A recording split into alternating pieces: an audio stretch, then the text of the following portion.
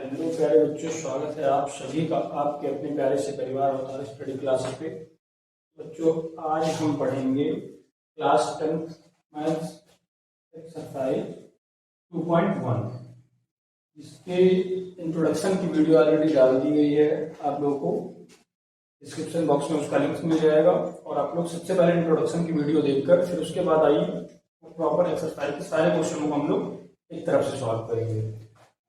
चलो बेटा, देखते हैं यहाँ पे क्या है। सबसे पहला क्वेश्चन है हमारा, पीएक्स के लिए y बराबर पीएक्स का ग्राफ दिया गया है। प्रत्येक स्थिति में पीएक्स के शून्यकों की संख्या ज्ञात की है। हमें ज्ञात क्या करना है? शून्यकों की संख्या, जिसके लिए हमें बहुपद दिया गया है y बराबर पीएक्स। ये आपका बहुपद है बेटा, y बराबर पीएक्स। इसके लिए हमें प्रत्येक स्थिति में बहुपद के शून्यकों की संख्या ज्ञात करनी है। क्या ज्ञात करनी है? बहुपद के शून्यकों की संख्या।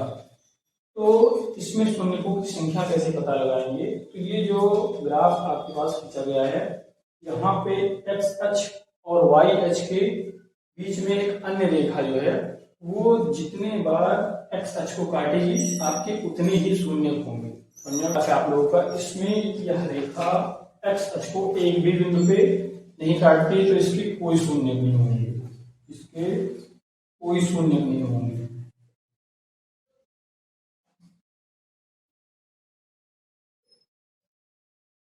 और जो दूसरा ग्राफ है आपका, इसमें हम देख सकते हैं यहाँ पे जो रेखा है ये एक्स अक्ष को एक बिंदु पे काट रही है। हमें वाई अक्ष पे नहीं काउंट करना है। यह रेखा वाई अक्ष पे भी एक बिंदु पे काट रही है, लेकिन इसके शून्य हमें निकालने क्या है? वाई बराबर पी अक्ष, मतलब पी अक्ष बहुपद के शून्य ज्ञात करने हैं। तो यह रेखा जितनी बार एक्स अक्ष को काटेगी उतने ही इसके शून्य होंगे। एक्स अक्ष को एक बार काट रही है तो आपके शून्य एक शून्य हो जाएंगे, एक शून्य होंगे। तीसरा जो ग्राफ है आपका, इसमें एक्स अक्ष पर यह रेखा तीन बिंदुओं पे काट रही है। एक तो ये हुआ आपका, दूसरा ये हुआ और तीसरा ये हुआ। तो इसके शून्य कितने हो जाएंगे बेटा आपके? इसके शून्य तीन शून्य हो जाएंगे। तो चौथा ग्राफ है, जो चौथा ग्राफ है इसमें रेखा एक्स अक्ष को दो बिंदुओं पर काटती है।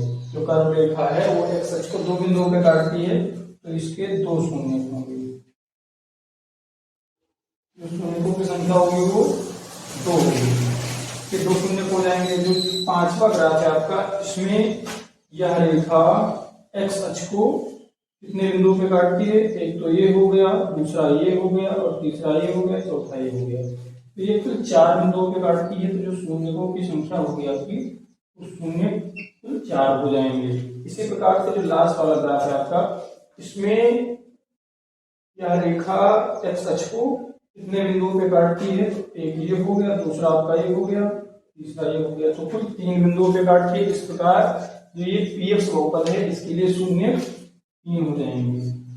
पीएक्स बहुपद के लिए शून्य तीन हो जाएंगे।